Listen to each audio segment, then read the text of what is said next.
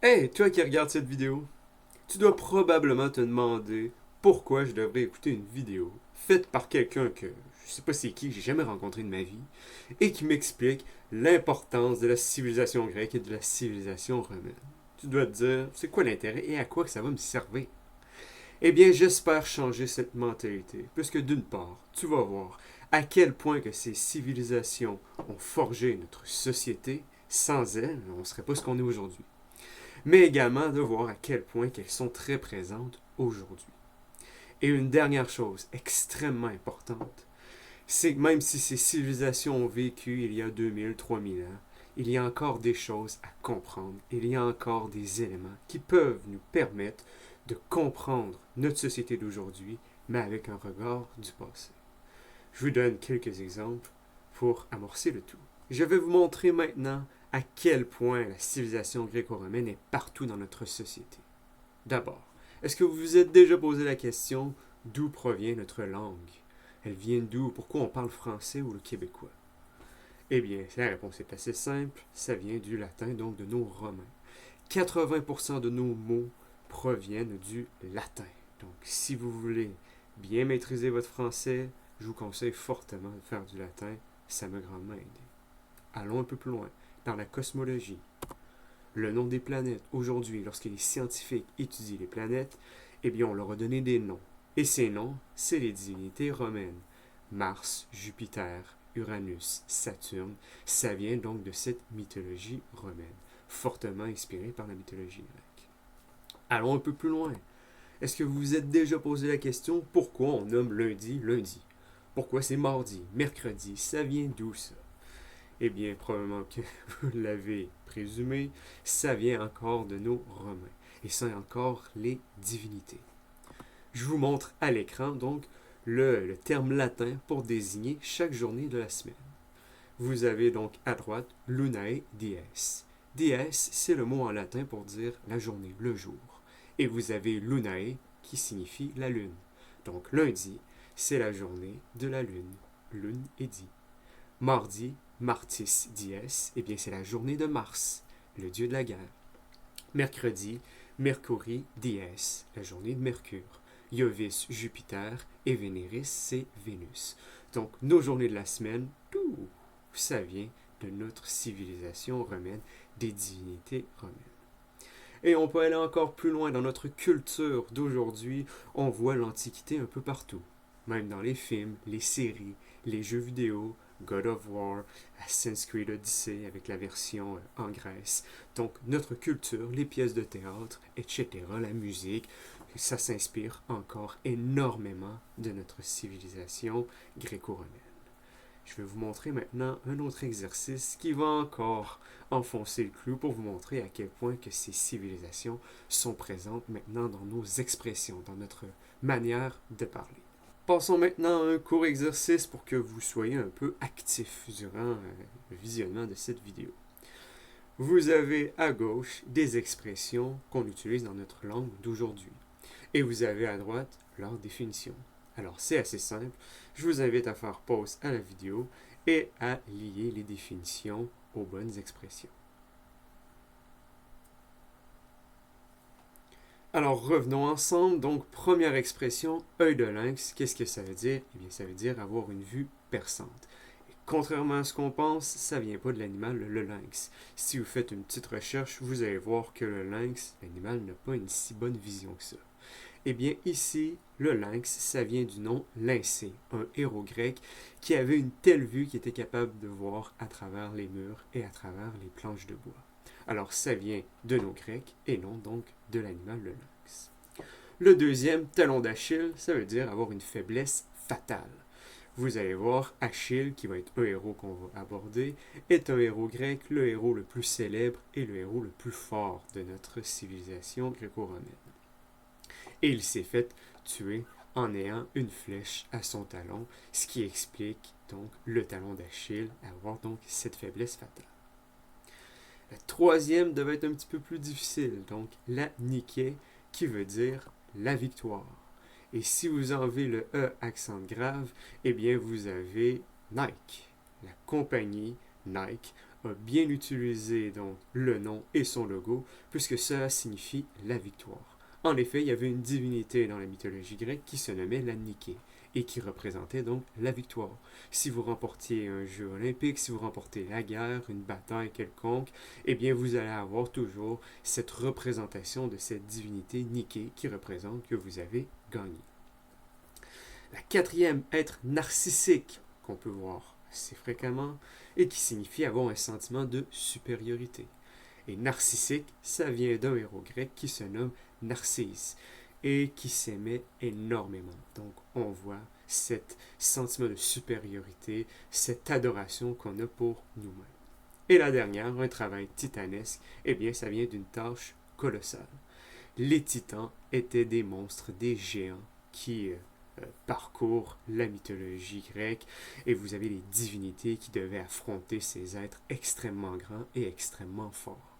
Et s'y explique donc le travail colossal, cette tâche colossale avec cette expression. Maintenant qu'on a vu à quel point que notre civilisation grecque et notre civilisation romaine est importante, est partout dans notre société, j'aurais pu vous parler pendant des heures de plusieurs exemples, de plusieurs sujets qu'on a repris, mais je pense qu'avec qu'on a vu donc dans la première partie de la vidéo, vous êtes en mesure de comprendre l'importance des Romains et des Grecs dans notre société.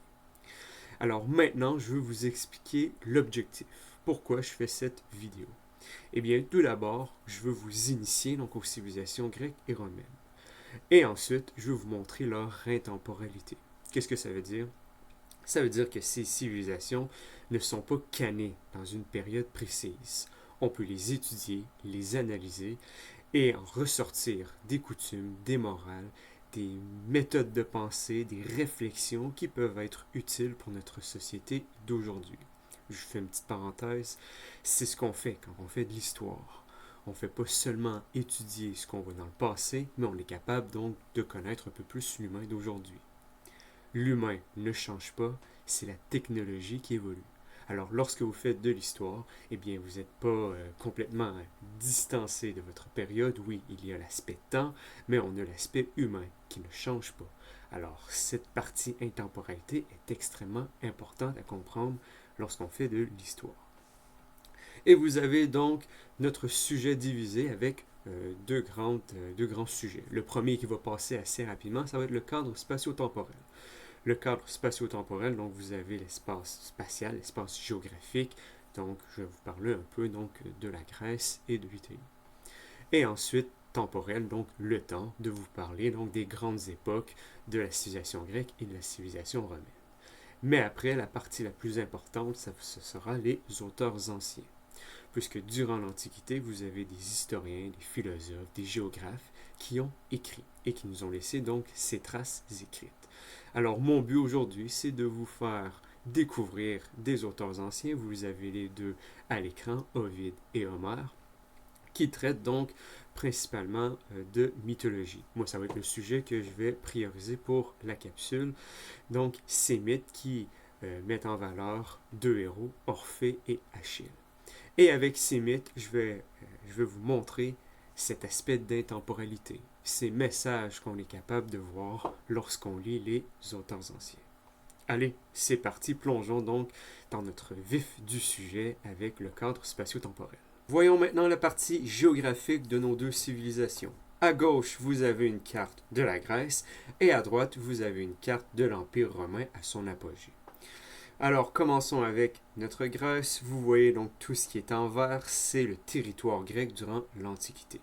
Et il y a deux éléments très importants à retenir avec la Grèce. D'une part, c'est une région très montagneuse, donc les Grecs ont dû s'adapter rapidement, entre autres pour faire l'agriculture. Et le deuxième élément très important, c'est la présence de l'eau. Donc, vous le voyez, la Grèce est en mer Méditerranée et vous avez donc cette présence de l'eau partout. Ce qui va faire en sorte que les Grecs, c'est des voyageurs et c'est ce qui va faire en sorte que les îles vont être extrêmement importantes. Ils vont se déplacer d'île en île. Et dans leur mentalité, dans leurs coutumes, l'eau, le déplacement, les voyages vont être très importants. Passons maintenant avec notre Empire romain. Simplement dire que c'est un empire extrêmement grand. Donc, ça se rend jusqu'en Angleterre d'aujourd'hui, jusqu'en Espagne d'aujourd'hui, jusqu'en Égypte avec le haut de l'Afrique. Vous avez la Turquie à droite et vous avez tous les territoires, donc la Grèce, l'Allemagne, la France, etc. Je pourrais pas faire un cours, en fait, je pourrais faire un cours sur la géographie de l'Empire romain, mais mon but, c'était simplement de vous situer géographiquement avec nos deux civilisations. Passons maintenant à notre partie historique et de voir l'histoire de nos deux civilisations. Commençons avec les Grecs et on y retrouve trois grandes périodes importantes. La première qui est la période archaïque, donc la période ancienne, qui date donc de 800 avant Jésus-Christ jusqu'à 500 avant Jésus-Christ environ. Et c'est une période où on voit les villes grecques qui commencent donc à apporter des nouvelles lois, à s'établir, à grandir et à se former. Vous avez la deuxième partie qui est la période classique. C'est la période la plus connue et elle se résume avec deux grandes guerres. Au début, vous avez en 490 la première guerre médique qui affronte donc les Grecs avec les Perses. Et vous avez la guerre du Péloponnèse qui est une guerre entre les Grecs eux-mêmes. Et cette période va amener beaucoup de changements en Grèce. Et la troisième période, c'est la période hellénistique avec le plus grand personnage de notre civilisation grecque qui est Alexandre le Grand. Alexandre le Grand qui a fait plusieurs conquêtes en Perse, entre autres pour se venger des guerres médiques il y a de cela un siècle. Alors voici donc les trois grandes périodes avec notre civilisation grecque. Passons maintenant à notre deuxième civilisation, civilisation romaine. Vous avez donc à l'écran encore une chronologie de trois périodes également avec les Romains. La première, c'est une période de monarchie, de royaume. Lors de la fondation de Rome en 753, vous avez Romulus, le premier roi qui va diriger à Rome. Va s'enchaîner 7 rois qui vont régner à Rome et en 509 avant Jésus-Christ, vous avez une révolte qui va instaurer une république. Qu'est-ce qu'une république? En fait, ça va être un groupe de personnes qu'on va appeler le Sénat qui va contrôler la ville. Donc, ça ne sera pas une seule personne qui va contrôler Rome, mais bien plusieurs. Et jusqu'en 27 pardonnez-moi, avant Jésus-Christ, la République à Rome va régner. Et c'est en 27 avant Jésus-Christ que le premier empereur romain va apparaître. Petite parenthèse, Jules César n'a jamais été empereur. Il a été impérator, qui est un titre militaire. Donc il n'a jamais été empereur. Bien évidemment, le mot impérator va donner le mot empereur, mais il ne faut pas mélanger les termes ou il faut les analyser à la bonne période. Alors si un jour vous entendez quelqu'un dire que Jules César a été le premier empereur, vous pouvez le reprendre s'il vous plaît. Ça m'enrage lorsque quelqu'un fait cette erreur. Alors maintenant, vous allez être avertis. Alors en 27 avant Jésus-Christ, vous avez Auguste, Octave Auguste, qui va être le premier empereur romain. Et Rome va avoir cet empire, va être sous la gouvernance d'un empereur jusqu'en 476 avec la chute de Rome. Alors voici les grands moments, les trois grandes périodes de nos Romains. Et maintenant, abordons donc le cœur de notre sujet, qui est les auteurs anciens. Comme premier auteur ancien, donc premier écrivain de l'Antiquité, je vais vous parler d'un poète célèbre qui se nomme Ovide. Ovide est donc un Romain, il est écrit en latin, et il est né en 43 avant Jésus-Christ et il est mort en 17 après Jésus-Christ. Ovide peut se vanter d'avoir connu la fin de la République, donc avec le Sénat, le groupe de personnes qui contrôlait Rome, et le début de l'Empire romain avec Octave Auguste. Il se situe vraiment entre les deux périodes. Et Ovide a écrit un livre qui a réussi à survivre le temps, et ce livre se nomme Les Métamorphoses. Et à l'intérieur de ce livre, Les Métamorphoses, Ovide va raconter des passages mythologiques, va parler de héros et des divinités.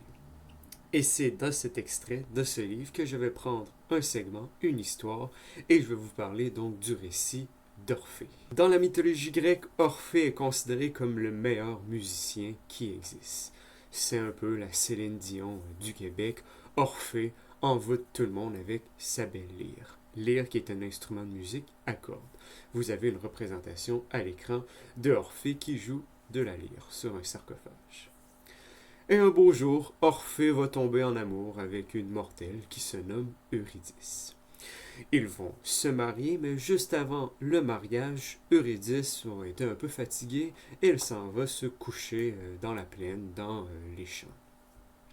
Elle est en train de faire son petit dodo et à un moment donné, il y a un fermier qui arrive et qui voit la belle Eurydice couchée. Alors, il va tenter de l'approcher, de la harceler, mais Eurydice va se réveiller tout à coup, pris de panique, va commencer à courir pour aller le plus loin possible de ce méchant fermier. Elle va courir, et à un moment donné, elle va marcher sur un serpent qui va la mordre. Et malheureusement, Eurydice va mourir donc en raison du venin qui se répand partout dans son corps. Lorsque Orphée va arriver et va voir sa belle Eurydice morte, il va commencer à pleurer et être en colère. Et pendant ce temps-là, l'ombre d'Eurydice va se diriger aux enfers dans le royaume des morts. Et Orphée a une idée. Il tient absolument à sa femme et il va prendre la décision de descendre aux enfers et d'aller supplier le roi des morts, d'aller supplier Hadès de lui rendre sa belle-aimée. Et là, Orphée se trouve devant Hadès, le roi des morts, ainsi que de sa reine, sa femme Perséphone, comme vous êtes capable de le voir à l'écran sur la peinture représentée par Jean Ristou qui se trouve au musée du Louvre. Et vous avez Orphée qui commence à jouer de sa lyre et commence à chanter ses plaintes, ses peines et son amour perdu beaucoup trop tôt. Et là, il y a quelque chose d'inattendu qui se déroule aux enfers. Tout s'arrête. Il n'y a plus aucun son de torture, de cris de torture. Les ombres ne se déplacent plus. Tout est arrêté et tout le monde regarde Orphée exhaler ses plaintes. Hadès et Perséphone vont tellement être émus par la beauté du chant et de la musique qu'ils vont accepter de redonner Eurydice. Et je vous montre un extrait de Ovide dans son texte pour vous montrer à quel point que le latin ressemble énormément au français. On s'en rappelle, il y a 80% de nos mots qui viennent du latin. Vous avez l'extrait ci-dessous qu'on retrouve dans Ovide et voici ce que ça dit. Euridicen vocan umbras erat illa recentes. Qu'est-ce que ça veut dire? Ils appellent Eurydice vocan. On est capable de voir le mot voix, vocalis, qui donne le verbe ils appellent. Et elle était là parmi les ombres récentes. Umbras, on est capable de voir le lien avec ombre, et recentes, qui a donné récent, c'est qui est nouveau. Donc vous voyez qu'il y a des mots latins. On est en mesure donc rapidement de voir leur signification en français. Et pour poursuivre le reste de l'histoire, je vais vous montrer une courte vidéo faite et réalisée par Sylvain Bergère, qui a été produit par la chaîne Arte en France et qui s'intitule Orphée, l'amour impossible. Et je vais vous présenter donc la fin de l'histoire, qu'est-ce qui va se passer avec Orphée et Eurydice, et on revient ensemble. Soit, déclara Hadès, tu peux reprendre Eurydice, mais à une condition, qui est la loi de ce royaume. Tu devras précéder ton épouse sur les 3 chemins qui mènent à la surface, et ne jamais te retourner pour la regarder. Jamais. Pas avant d'avoir atteint la lumière du soleil. Orphée, fou de joie, accepte. Et c'est là que tout va basculer. Orphée reprend le chemin qu'il a emprunté. Il marche. Quelques pas derrière lui se tient désormais Eurydice. Il marche et ne se retourne pas. L'un derrière l'autre, à travers un silence que ne trouble aucun bruit, Orphée et Eurydice cheminent. Sur un sentier abrupt et semé d'éboulis, ils grimpent, ils enjambent des vides béants. Noyés dans un épais brouillard, ils épousent les courbes de précipices effrayants. La lumière est proche, encore quelques pas, et ils pourront apercevoir les premières lueurs du jour.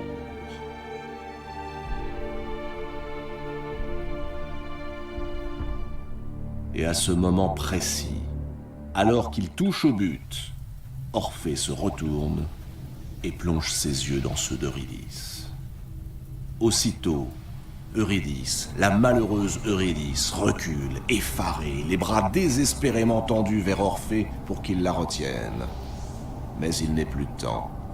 Eurydice, dans un sanglot, est happée par des mains invisibles. Elle disparaît, dévorée par les ténèbres.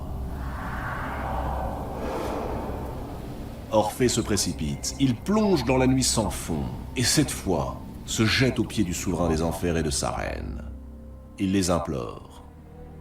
En vain. C'est impossible, réplique Hadès. Cette fois-ci, nous ne pouvons plus rien pour toi. Et Orphée est reconduit à la surface.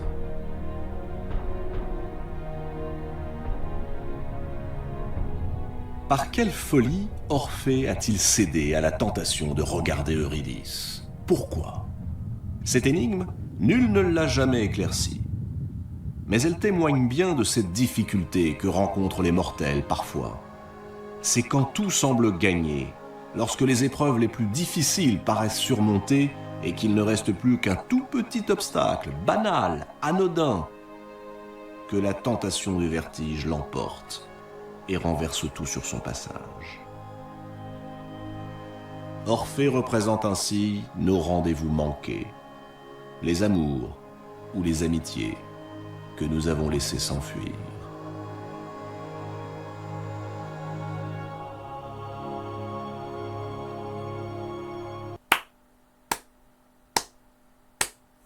Orphée!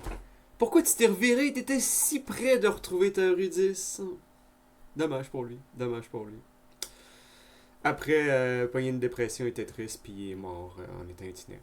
Bon, c'est pas ça l'important, c'est de revenir sur la fin de Orphée, et c'est ça la mythologie grecque. Ça vous donne une morale de vie. Et bien que c'était adressé au peuple de l'Antiquité, aux contemporains de l'Antiquité, eh bien on est capable de l'analyser, de le lire et de pouvoir l'interpréter et de faire des liens avec notre vie d'aujourd'hui.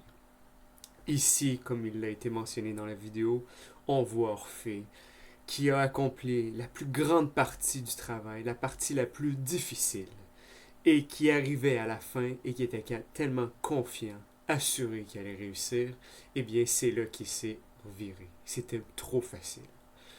Et on peut faire plusieurs exemples avec des moments ou des situations d'aujourd'hui. Pensez à un athlète olympique qui s'entraîne durant des années et des années.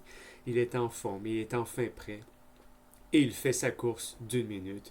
Et à la fin, bon, peut-être un peu trop confiant ou calcule mal ses distances. Et finalement, il se fait rattraper et finit 4e.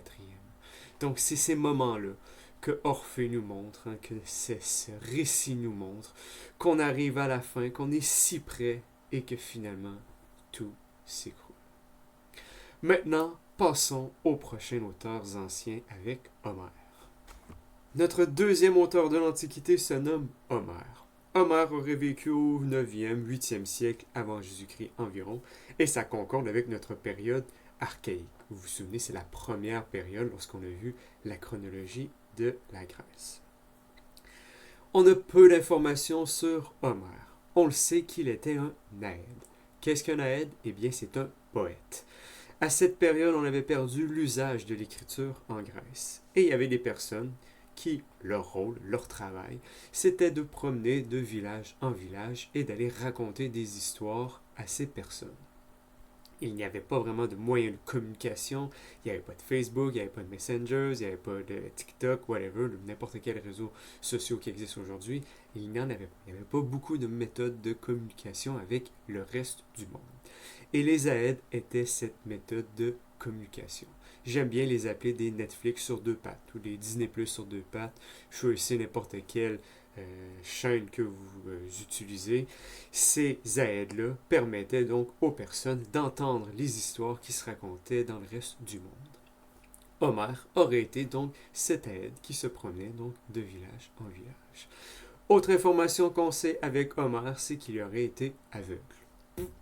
mis à part ça, on connaît peu d'autres informations sur ce personnage.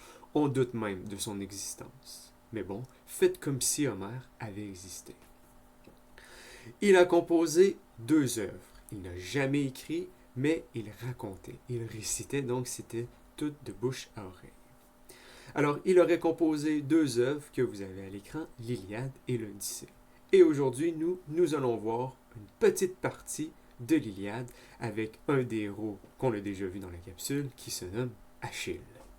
L'Iliade d'Homère raconte une des guerres les plus connues de l'Antiquité gréco-romaine et c'est la guerre de Troie. La guerre de Troie a commencé par l'enlèvement d'Hélène qui était une reine de la ville de Sparte, une ville grecque. Elle a été enlevée par Paris, un des princes de la ville de Troie.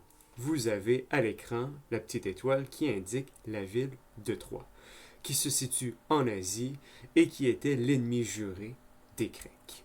Alors les Grecs, qui ont été insultés par cet enlèvement d'une de leurs reines, ont décidé de créer une des plus grandes armées jamais connues à l'époque. Ils ont rassemblé tous les plus grands héros et tous les plus grands soldats de l'Antiquité grecque et ils ont fait une énorme expédition pour aller reprendre Hélène à Troie. Et durant cette expédition, on retrouve le héros le plus fort, le plus célèbre de l'Antiquité, Achille.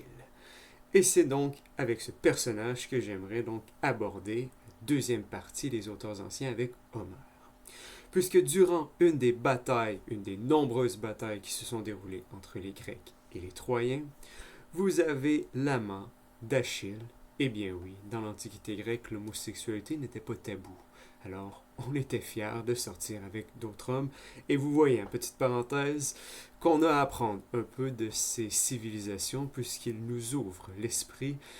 Et contrairement à nous aujourd'hui, qu'on est un peu fermé avec ces diversités sexuelles, si je peux le dire. Je ferme ma parenthèse.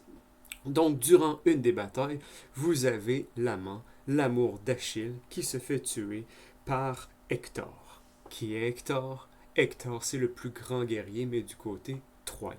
Alors, vous allez avoir une confrontation entre Achille, le plus grand héros du côté des Grecs, et Hector, le plus grand héros du côté troyen.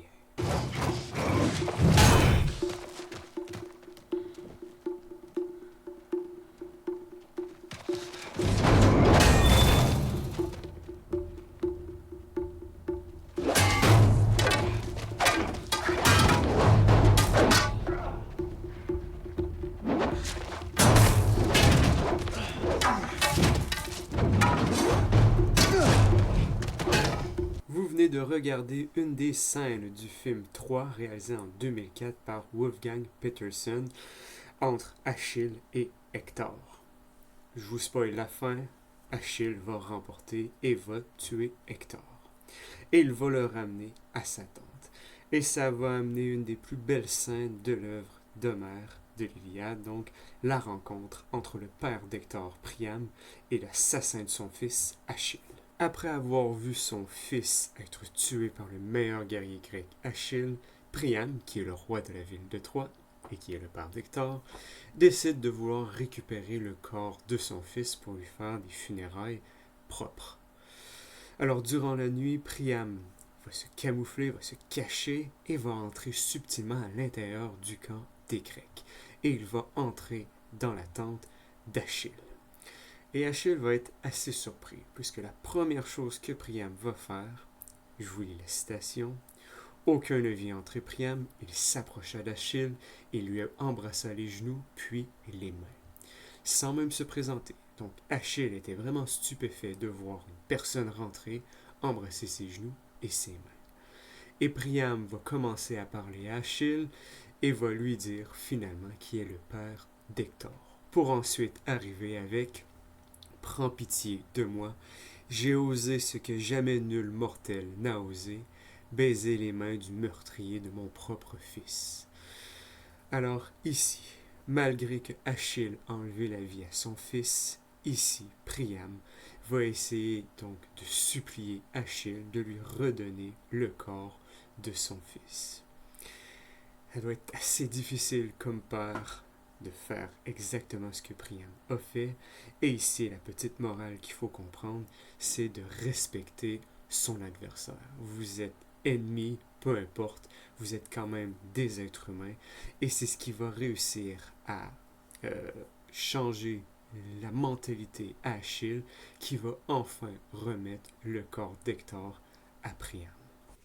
Et voilà, c'est tout pour moi. Donc j'en arrive à la conclusion. J'espère que vous avez apprécié cette courte vidéo qui vous a initié donc aux civilisations grecques et romaines.